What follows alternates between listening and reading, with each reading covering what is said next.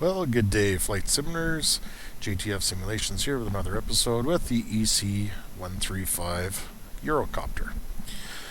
Today's episode, we're going to do a startup, engine startup here. We'll do a hover flight. We'll do a vertical liftoff from here, go out southbound, and then turn around, come back, land, and do a engine shutdown. Today we're currently situated at Calgary International Airport, CYYC, Calgary, Alberta, Canada. We're currently located at Alpine Helicopters hangar that's at the southeast corner of runway 35 left. Beautiful day out here, beautiful scenery add-on that I have here. Yeah, so without further ado here, let's go ahead and get inside this Eurocopter here. So currently we're inside the EC135 here, and I'm using the Track IR5 headset.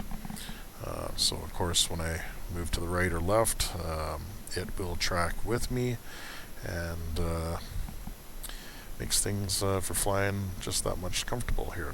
And we're currently using Komodo Simulations EC135 hardware, cyclic, collective, and pedals out of the UK. Fantastic hardware to use, especially if you enjoy flying with helicopters. So we'll just get out of this Track IR for the time being, as it does move around a fair bit, and then we'll just go based off the mouse here. So just a couple of quick things here. So down here are a bunch of engine controls here. FADEC, Full Authority Digital Engine Control. That's what FADEC stands for. And that is these here switches here. And then we have engine 1. This whole area right down to up is to do with engine 1 and engine 2 within this Eurocopter. Then we have a battery master switch on, which controls all the power to the unit. So of course on startup we're going to flick engine 1 to idle and engine 2 to idle, and then when we're ready and have all our initial instruments dealt with, we will go ahead and get right to it. So now if we scroll all the way up to the very top of the overhead control panel here, we do have a bunch of switches up here that we have to deal with before we even start turning on the battery master switch here. So if I scroll in a little bit more here, so all these 6 switches here on the top far left is to do with the checking of all the instruments within the aircraft. And then of course on the next row to the right of that, this is to do with navigational 1 and 2, and then avionics master switches 1 and 2 on, and then standby hour on as well. And then when we go down to this next row here of this whole cluster, this is to do with the wipers. What else have we got? Pitot heat, co-pilot and pilot, along with fans, and then we can change fan speeds and all that, but you usually don't worry too much about that stuff. The most important stuff that you will worry about on this second row will be the pitot heat for pilot and co-pilot. So these very last 2 switches just before the end of this row. And then when we go to the third row here, this is to do with the entire fuel system of the aircraft. So first F and A, after and forward, that is crossover pumps for the fuel. And then we go to the next 2 switches, and this is to start the aircraft prime. So fuel pumps prime 1 and 2. And then when we drop down to this area here, this is all to do with our lighting. So we got air collision, position, strobe light that's on. And if we go all the way to the very last switch here, this is to do with the illumination of the instruments, the inside of the dashboards. So it'll turn on all the lights. So sometimes when you're first inside here and you're starting out here, it's dark, depending on your settings within the simulator and all that good stuff. It makes it sometimes very hard to see any of this stuff, or even to know what switches are what and what they're for. And then at the very end here, these are just to do with the engine, and they're non-functional, they don't work. So if any of these switches are going to work, you just move your mouse pointer over top of it, highlight it, and it'll handle show. Or you got a couple of arrows, like let's say for instance standby hour, it gives us 2 arrows up and down. We go to the next one for avionics 2, master switch on, gives us a hand. And then of course any of the dials, if they are functioning, they will give us a round arrows at the bottom, and it's just left click, hold your left click button down on your mouse, and then just move your mouse either up or down or side to side, and that'll just turn the dial up or down, whichever you want. So with that being said, as default, most of these switches come all in the off or neutral position, so we're just double checking that there's nothing turned on in the overhead control panel. And we will go back down to the bottom here and get into firing this thing up. So just before we turn on battery master, this here control panel is to do with settings for our displays here. So we got position setting, which changes our artificial horizon so that we can set it in the middle, and then we've got PFD and ND or for flights, and then our navigation. We've got buttons here. All this stuff works. And then if we go down to the next one here, I'll just go briefly over this. This is all to do with autopilot navigation, all of this here. Now there's a test button we're going to have to use as we fire up this helicopter here and get things rolling, just to make sure things are good. And then if we scroll in here, this is our transponder here, squawk box, which will get a certain number from ATC here. If you're flying on VATSIM, they may give you a squawk 1, 2, 3, 4 kind of thing. Well, in this here, when we have battery power turned on, this is where we'd enter our numbers here, and then put that information in there. Down here is our communications. So this is for the co-pilot, and this is for the pilot. So it's the GN 430, which worked pretty good. Of course, you can see here, and I'm moving my feet here as I'm talking here, and I can see the pedals moving in the background here.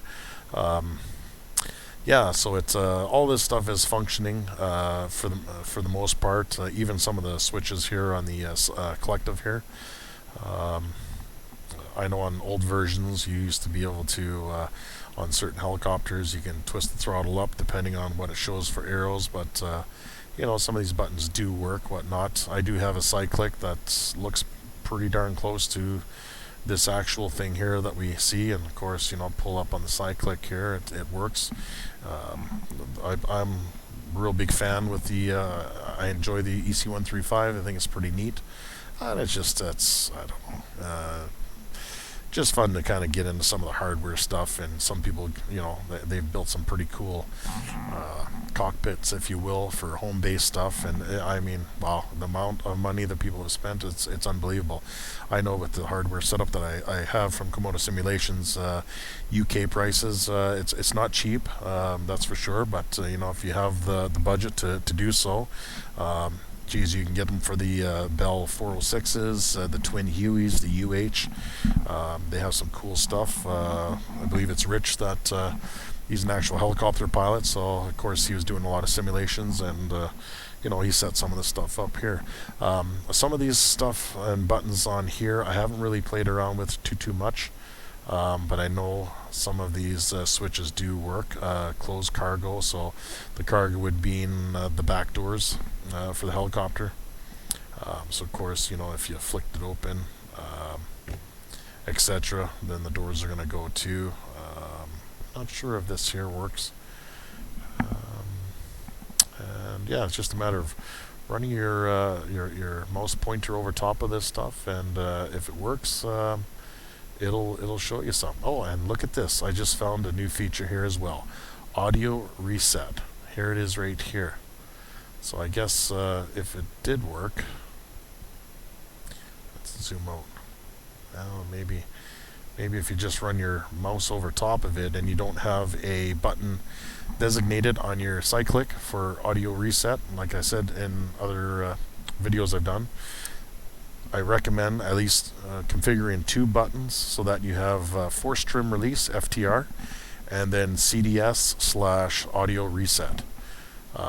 You must have those 2 configured somewhere so that you can deal with stuff and then be able to run properly here. So let's get to the power here. So here, let's turn on battery master. And you can hear the audio going in the background. Very annoying.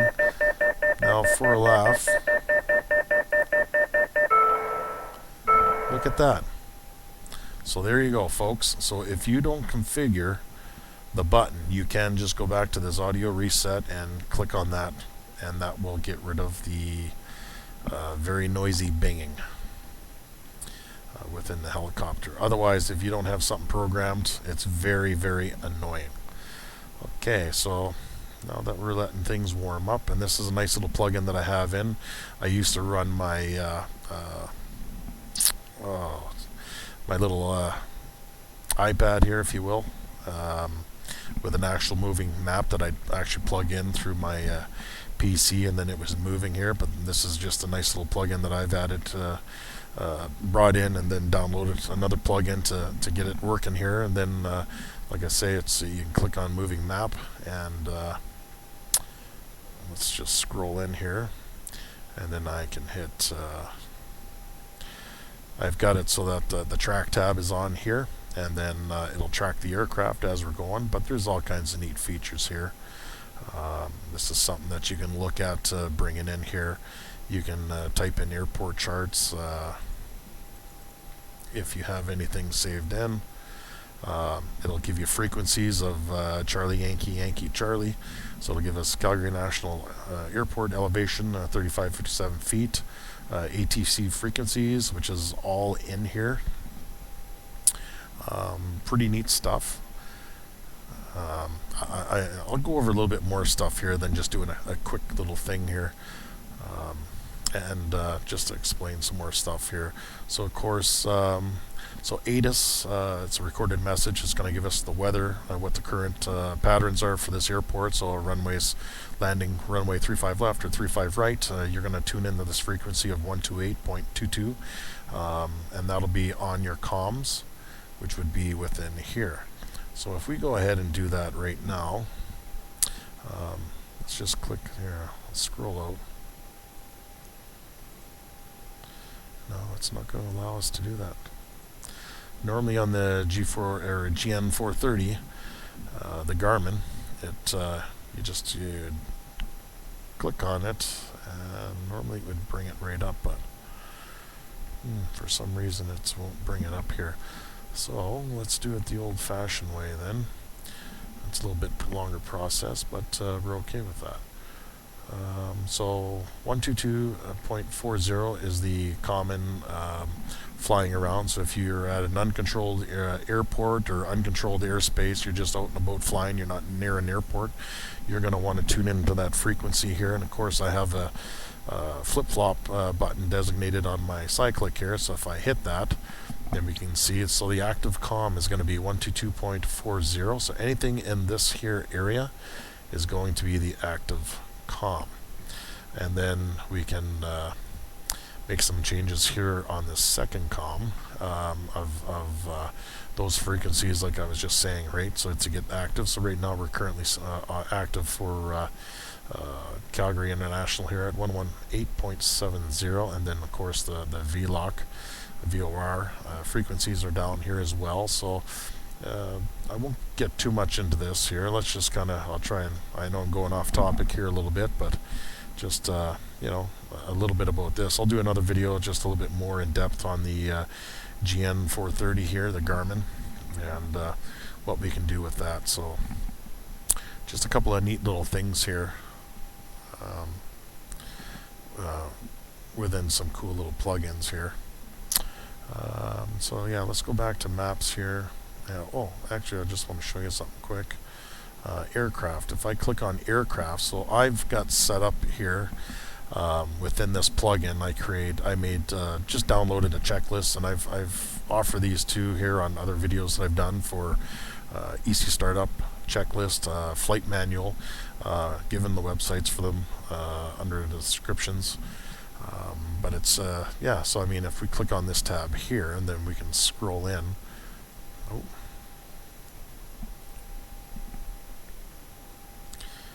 Let's try that again here. There we go. Excuse me. So you can see that we have a checklist, and then of course if we keep our mouse pointer over top of this and just turn our scroll wheel on the mouse, we can bring this picture in, and then if I hold the left button on the mouse, and then I can position it at different areas. So pre-start checklist here. If we scroll that out, it'll just give us, what we're supposed to be. So what I talked about previously, overhead panel here, switches off or normal, battery master switch on, CPDS, and then CAD is all starting up. Now CPDS, which is all of this stuff here, and CAD is caution advisory display. It all fires up within here. So yeah, so some pretty neat stuff here to kind of go through, and then it tells us, okay, let's go with the fire warning system number 1, overhead panel. So we're going to check number 1, overhead panel, fire EW1 test switch, external warning, CAD fire external and fire test positive on screen system. So it's going to show us something on the screen over here on the CAD, and then an audible buzzer is going to happen, and then of course we're going to turn that overhead switch off, and then we're going to go to switch number 2, fire warning system, overhead panel. We're going to do exact same thing with the second engine for testing. Now these switches up here, this is for engine number 1 and engine number 2. So this is based off of all this stuff. If we had a fire and as we're in flight, engine catches fire, or for some reason it's malfunctioning, we have to shut it down. It's just a matter of flicking up this protector cover and then clicking on the switch, and then that'll disengage. If there's a fire, that's going to send some fire retardant that's in there, and then shut that engine down, and then put out that fire as well, and then we can still fly off of one engine and land safely right away where it's cleared to do so. So let's just let's go ahead and get started with that here, and then we'll get on with that test. So of course on this here set of dials here, the first set, very top left, this is what we're going to start with. So of course this is number 1 here, so we're going to go down 1 click, and you can see we have the warning for engine number 1, and then of course if we do another click down, there's our audible. I just hit the audible reset button that's on the side click, or like I said, this switch here on this control panel that's down below, that's your audible reset. Flick that if you don't have a button designated on your side click or on your keyboard. That will get rid of that nasty audible sound as well. So now that was test engine number 1. We're going to go to number 2. And we got the caution warning going on up here. We had the light flashing up here. It says okay. We're acknowledging that, so we can put that back into the run position. Now the third switch here is going to do with the dash panel here. So of course when I zoom in, I'm going to hit the audible reset, get rid of that noise, low fuel, battery discharge, rotor RPM, transmission oil pressure, autopilot, A trim, low fuel, and cargo. Now, excuse me, I would assume that's cargo doors in the back, but sure, it's as you can tell, it's pretty blurry. Some of the stuff it's hard to see. So make sure we put that switch back into the normal position, and then that takes care of the first 3 tests. So these first 3 buttons, that's what you're going to use to check all the instruments inside, make sure everything's working. Fire extinguish system as well. Now we're going to go back down to the fuel system here. So these 4 button switches here to do with the fuel system here. So of course we're going to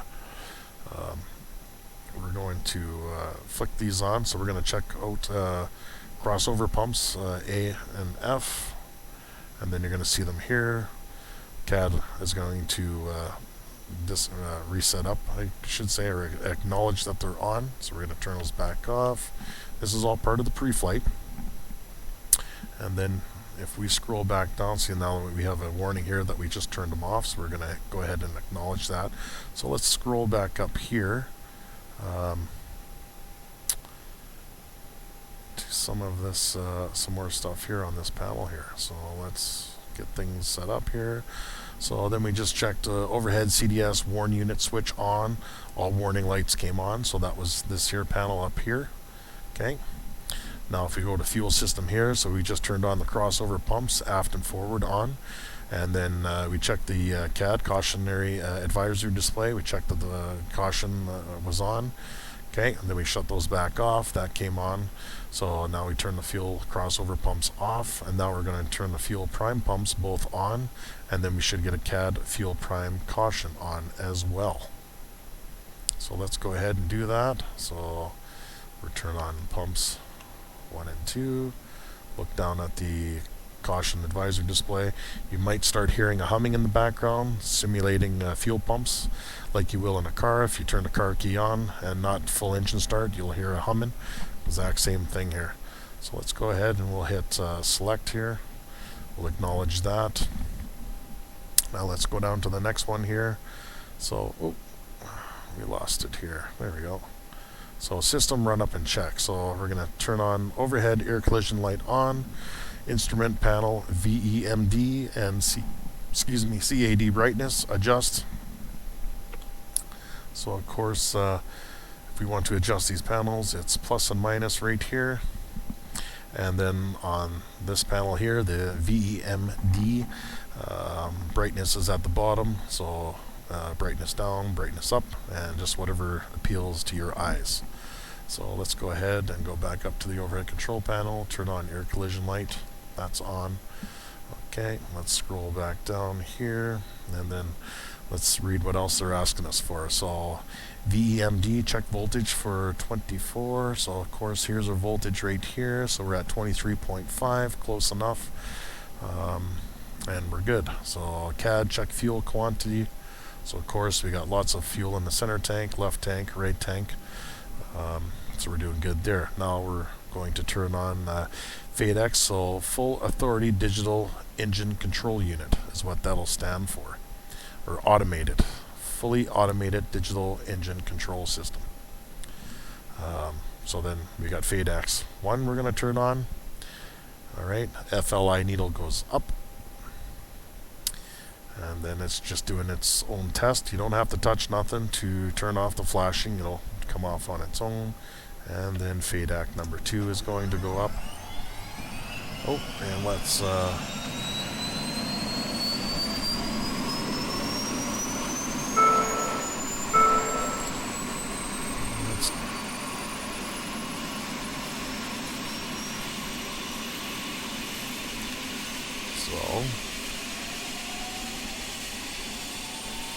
let's just make sure before we do that. So of course, if you ever have problems that the engine won't start, rather than shut this video off and redo this all over again, like I say, it's always good to make sure that our switches are all in the off or not run position.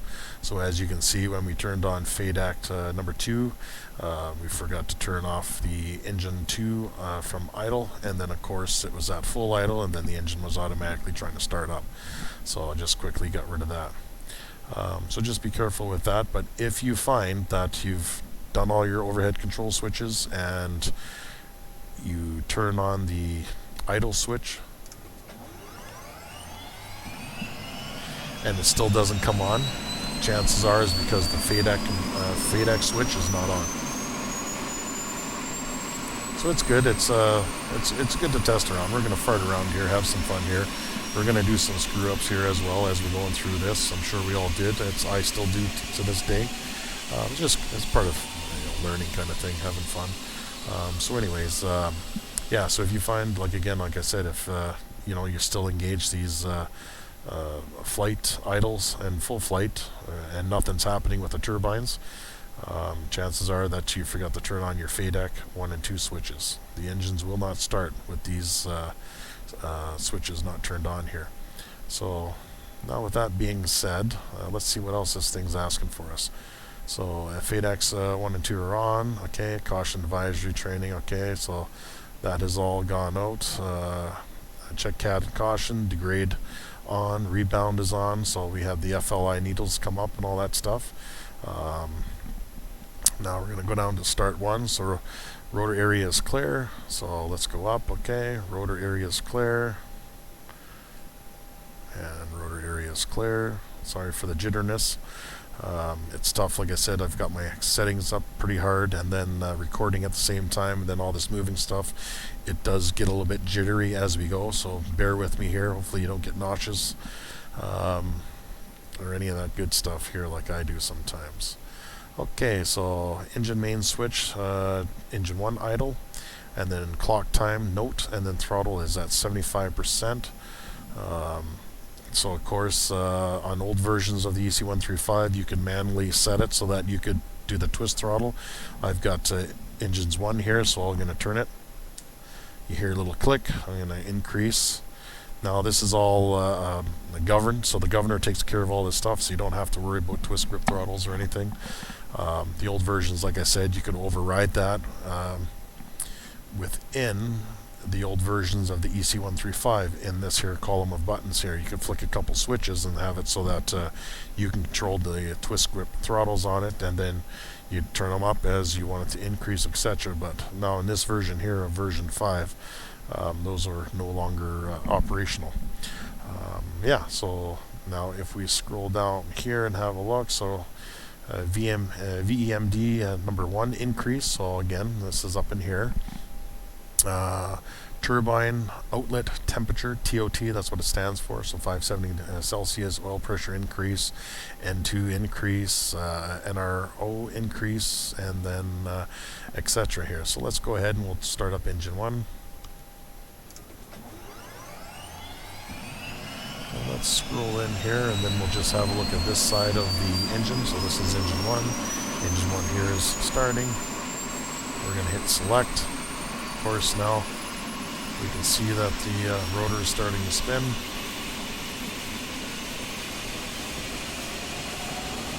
And we're going to watch the FLI needle come up, and it's going to level out at 515, we'll say.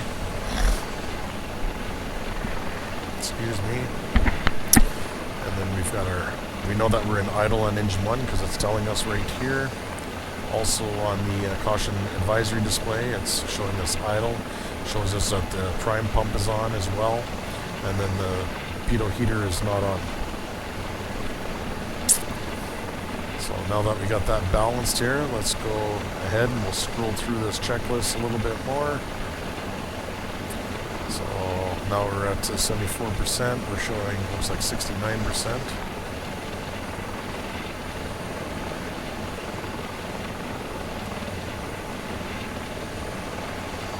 Let's go to the next page.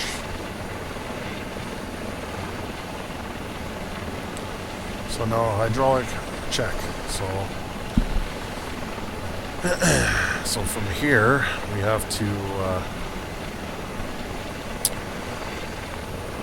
trim press release switch. So then you can see here. So if we put our mouse pointer over top of the cyclic and our hand comes on, so we get the mouse pointer, now our hand. So left click releases the cyclic here, so that's what we're talking about here. So trim release button.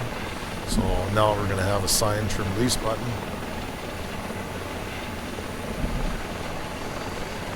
Or I should say I did this backwards. So of course we're going to hit our trim release button. We're going to move our cyclic where we want to, and then we're going to click unlock. And then now our cyclic should be where we want it to be for center. Okay, so now we're going to go back up to the overhead control panel. We're going to check the hydraulic test switch for system 1. So from the very top here, far left, like I said, so we've got all these switches. So we've done the first 3 switches already. The 4th switch is going to be the hydraulic test switch. So we're going to switch that down. We're going to get a caution here for engine number 1, hydraulic pressure. Okay. That came on, so that's good. Now we're going to go to the second one. So we're going to check hydraulic pressure number 2. That's going to come on. We're going to acknowledge that. CAD, and then we're going to see that. Then we're going to put the switch back into its normal. So again, that's number 4 switch from the top left, and at the end, so 4 switches over. So these 4 switches are the most important ones to do your checks as we're getting started here. Okay, so now we're going to go back down to starting engine 1 we already started. Okay, now we're going to do the quick start checklist. So we're going to do engine number 2 start. We're going to acknowledge. Watch our FLI needles.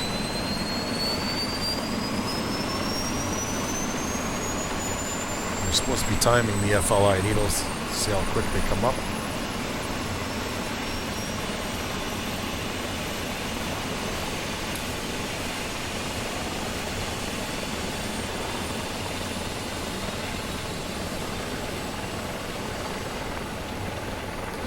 And so you can see that it gave us a little some information here when we shut the engines down. Just a matter of turning off number 2 and then turning it back on, and it'll bring us back to this screen here, which gives us engine oil pressure and temperature on number 1 engine, number 2 engine, and then our transmission temperature and pressure as well. So it looks like everything's looking good here. So inverters 1 switch on.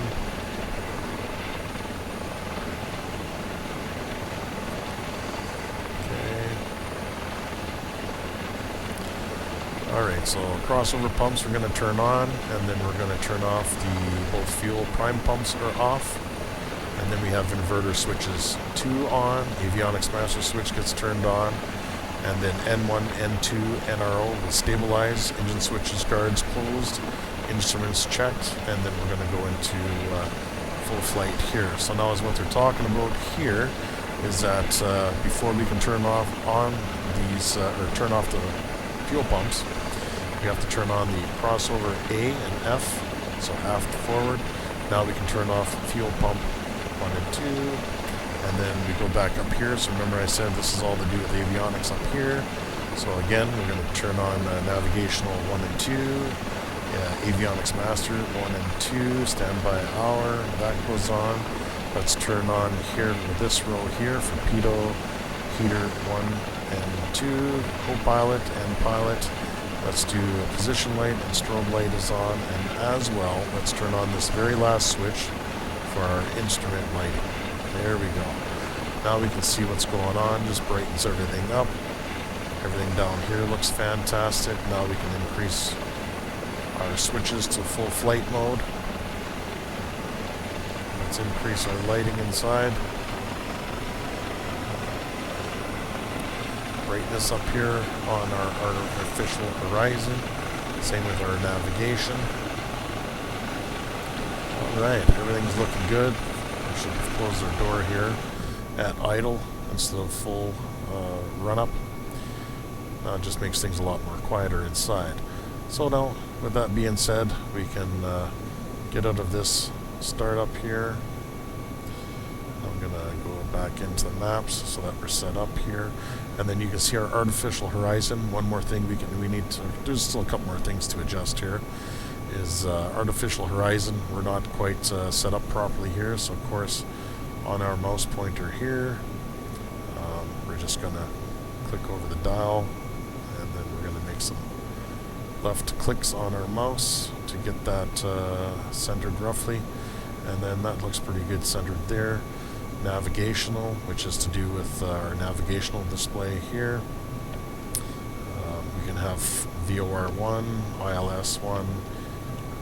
There's all kinds of cool stuff to switch around within here. Now PFD is, so you can see when I clicked on PFD, there's nothing underneath the artificial horizon. So if we hit PFD again, of course now we have our course and then heading and then VOR, all that good stuff. It's like a compass. And then ND will give us a map, which is also pretty cool. And then I believe it's these ones here. So right in here. So this is all again to do with navigational. We go to our bottom arrow and then click it, and it will close out. let's click it there. That looks pretty good for map-wise in here. And then let's see here. Of course, this gives us another button here. And then the arrow below EXT will give us VOR1, so that's the setting that we're at. And then VORT, or VOR2, and then GPS is the next one over. That'll give us that. Alright, so with that being said, that kind of takes care of that. So we got a high NR button here as well. High NR right here, so if we click onto that, scroll out, we get the caution up here that it's engaged. Now the high NR, it just gives extra torque lift for taking off in helicopter if you're at full payload. So pilot, co-pilot, EMS, injured pilot, or you're just a chartered flight, you have extra weight, extra fuel on top, you're 6,500 pounds, just gives you that extra weight for takeoff. And it's only engaged 50 knots or below. So 0 to 50 knots is when that will be engaged. Once you get above 50 knots and then the button is engaged, it will disengage, automatically. So let's go ahead and disengage. Now we're going to check these three buttons here is just to do with controlling the aircraft. It's all automated, part of the autopilot system here, so we're going to check all that stuff. So this one here, let's click on this one first so you can see the aircraft move, gives us a warning on the CAD.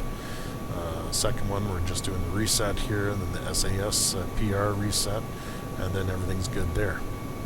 Now we got our navigation autopilot system here. This is all autopilot within these buttons here, and navigation is all these upper ones. So there's a test button that's right here. We're going to click on that. Keep holding your side click here. Let it run through its test, do its thing, and then once it's complete, it'll shut off automatically. It's just testing everything. I don't know why the helicopter reacts this way, up and down, and etc.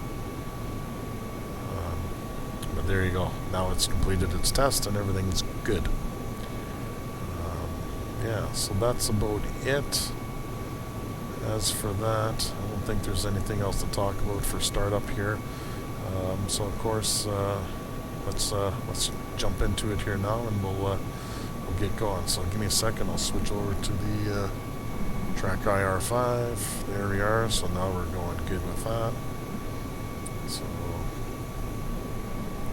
let me just move some stuff around here. I'll have to move the pointer and work that with my left hand, just so I can explain some stuff a little bit better as we are flying. Sorry about that. So again, it's my force trim release button I have pushed in here, and I'm moving my side click right now to position it here. And we're going to turn on landing lights. So of course in this area here, our CAD, we're notified landing lights are on, so it's on within the in front of the bird. And let's get to it now. So just double check here, all switches are on. Looks good. Okay. Area is clear. Alright. So now let's start increasing collective here. And then we should get a caution on the advisory display. There we go. So we're going to hit acknowledge on our cyclic. And this is pretty good here, is to pay attention to the FLI needles. So once we get around 4 to 6 up here, so these are the next couple of dials, the helicopter is going to start to feel light, and then you're going to notice it wants to lean to the left. So it's a natural effect for all helicopters to have a torque. As we start to lift up, the helicopter is going to start to roll to the left. This is completely normal. Most helicopters do. Don't try and fly flat and level like we are right now, because you'll find it'll always veer to the right all the time. Just let it do its natural left. It just seems to, it took me a while to get over that and get used to it, to not want to fly, straight and flat with the dashboard here on everything. Yeah, so that being said, seems to be 4 and 6. The bird will get light. It'll start to pick up around 6 to 7 on the FLI needles, and then go from there. So let's go ahead and see if I can run the pointer and everything with one hand here. I'll set up my collective here so there's detent on it so it doesn't just drop to the ground. So let's go ahead again, like I said, we'll increase collective. And just gotta make some changes on my cyclic here for force trim here. Okay, eyes looking straight ahead, out.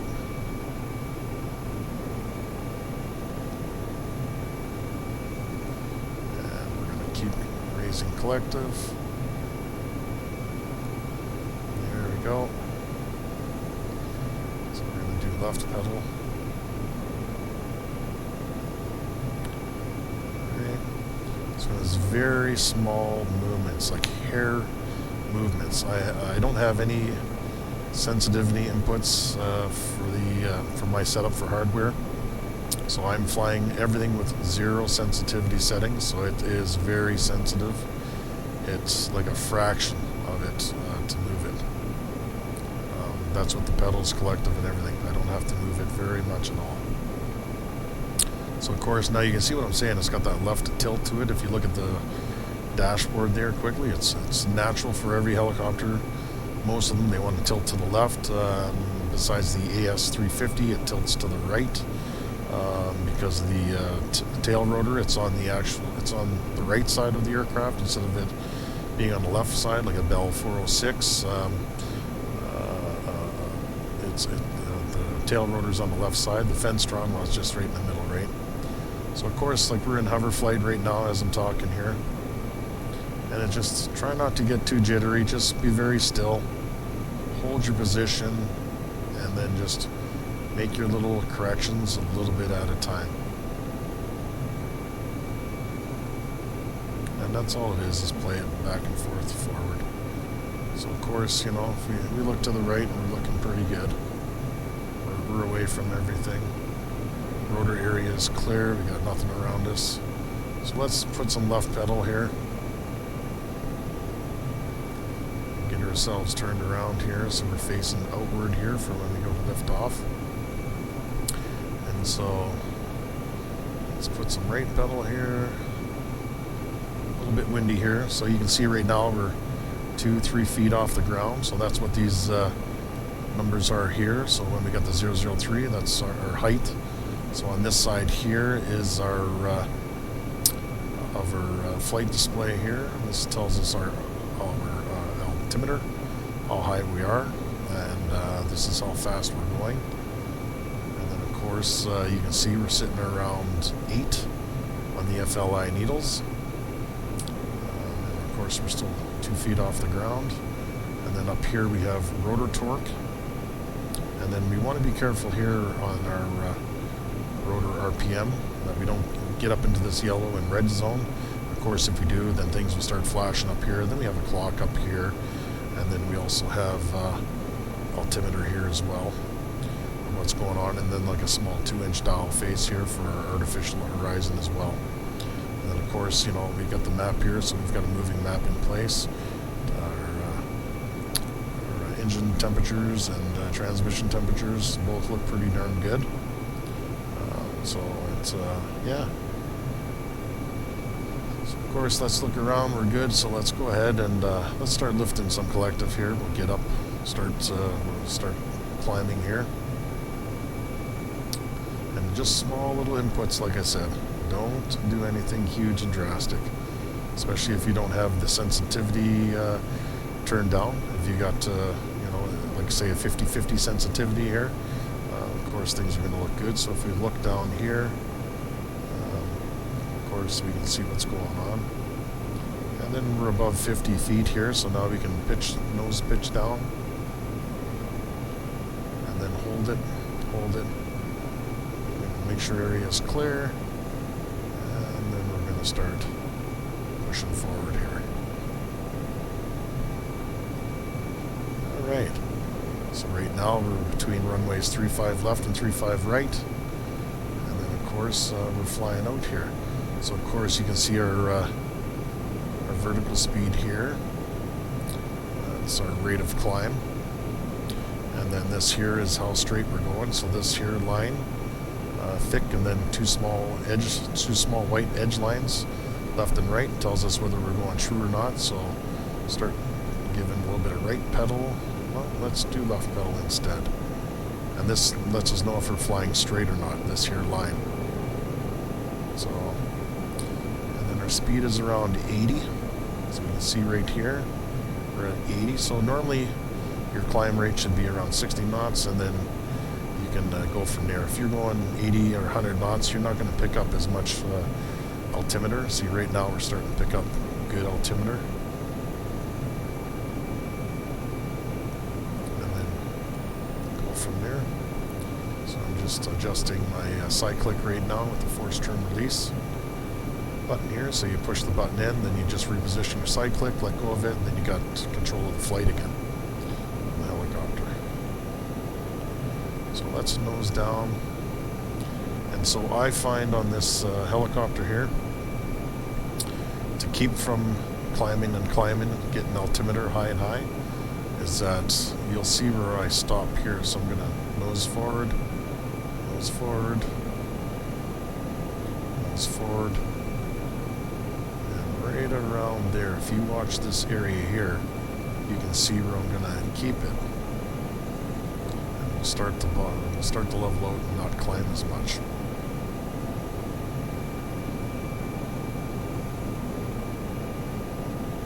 So again, nose down. And I'm not using any beep trim. And so that seems to be the sweet spot right there. Once you have your artificial horizon set up in the right spot. And that will give us level flight. So that seems to be the sweet spot. So you're going to have to make small corrections every now and then. Try not to focus too much on the instruments as well, but try and do a lot of visual flight outside, VFR, visual flight rules, and IFR, instrument flight rules. That's when you're flying completely on instruments. You're just using the instruments alone to fly. That's what IFR means, and then VFR, visual flight rules. So you can see the sweet spot. So now we look in this area here, right where the pointer's at. Watch the circle. Artificial horizon, there we go. So that kind of lets you know where the sweet spot is on this. So of course we got the beautiful Canadian Rockies here. So let's do a left bank. Make a look to the left, make sure the area is clear.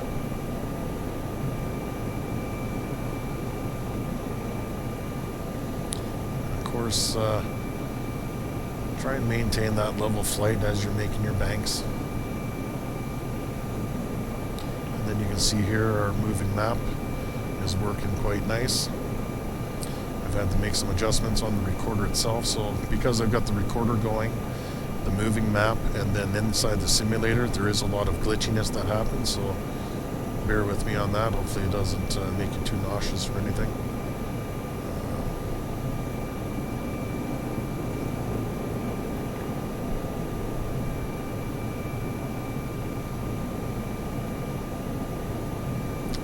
So we're going to start heading back to Calgary Airport. Of course, you can see right here that we've got Calgary Airport ahead of us here. And then we're flying at 105 knots. We're pretty level, so you got runway 35 left, runway 35 right, and then we lifted off in the middle of those two runways. So we're going to come in on runway 35 right, and then we'll start making a left-hand turn here for approach back at Alpine Helicopters hangar. So of course we'll make some small inputs with our pedals. Make sure again we're staying straight as we're flying. Perfect.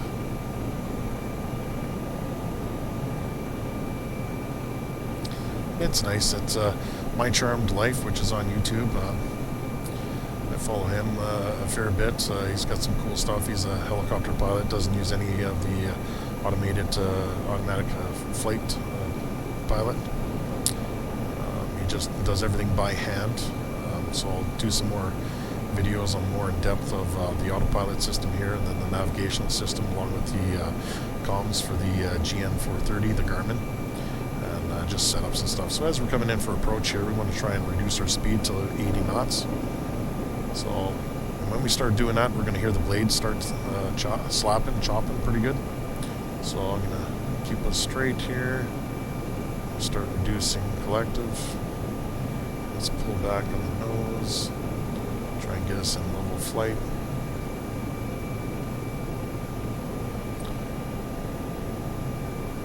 And then if you look over at our FL needles here, we're down around 4, and of course we got to land over here. So we're going to drop some altitude here pretty quick, and those blades are going to chop pretty hard. And so we want to try and maintain our speed around 60 knots. So 40 and 60 seem to be the sweet spot. So maintain, stay level, allow it to happen, allow your speed to reduce.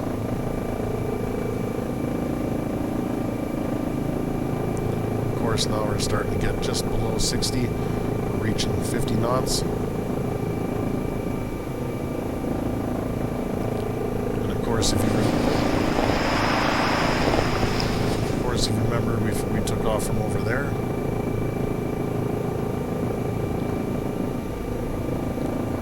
So now we're going to start banking to the left.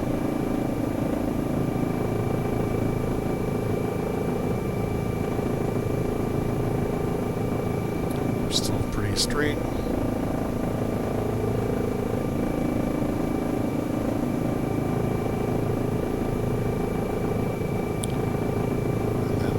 Got our landing zone in sight. And pull up on collective. Left pedal here to keep straight.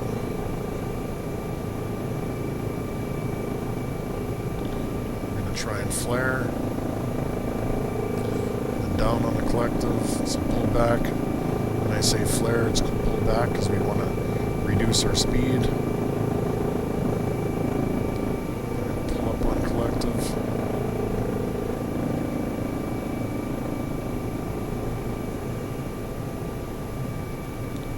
Collective. Alright, pull back, flare.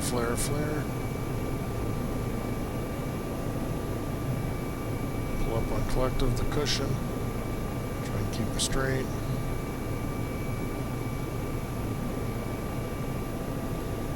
Alright. A little bit more on collective. We're still 6 feet off the ground. So we're not quite there yet.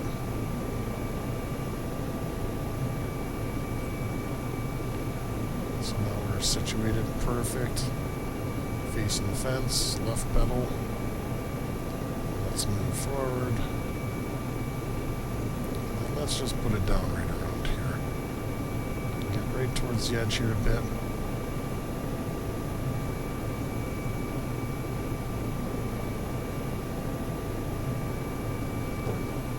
Now we're down. So there we have it. So we took off, we got to 50 feet, and then nose forward pitch, took off out of here at Alpine Helicopters hangar, and that's how we take off here. So I'm going to reduce power here to okay, so now we're going to set rotors to idle. We get our audible sounds. Okay, our FLI needles came down. Now let's lock the cyclic.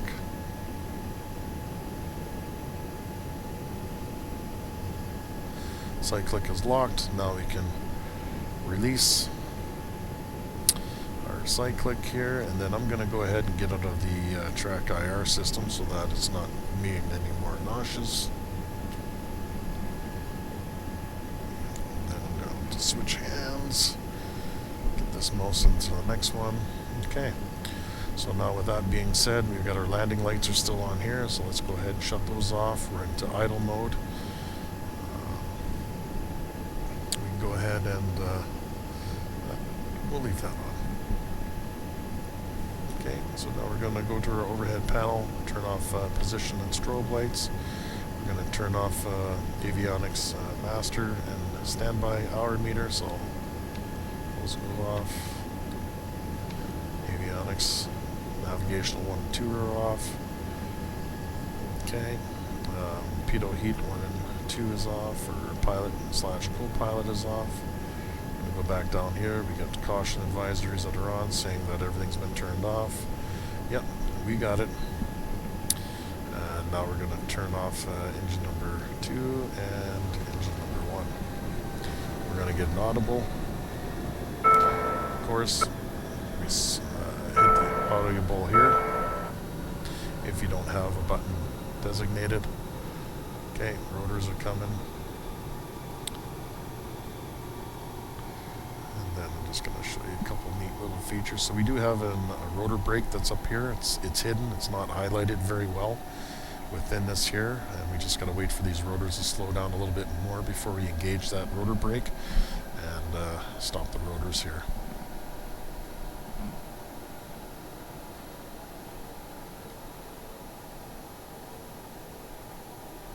So we'll just give that a couple seconds here. And let's go ahead and hit that and stop those rotors. Alright. So, okay, we got some cautions, that's good. So let's turn off Fade Act 2, Fade Act 1, acknowledge, and then Battery Master off. And that is it for startup of the EC135, hover flight, takeoff, turnaround, entry into for landing, and then engine shutdown. And then on that note, I am out of here. So again, thanks for checking out JTF Simulations with the EC135 Eurocopter, and we do hope that you have a good day and happy flying. Hopefully this helps you. Please don't forget to subscribe and give me some feedback about this video, or if you have any other questions to ask, feel free to leave a comment, and I'll try and help you out as much as can or make changes as we need to. Until next time, fly safe and have fun.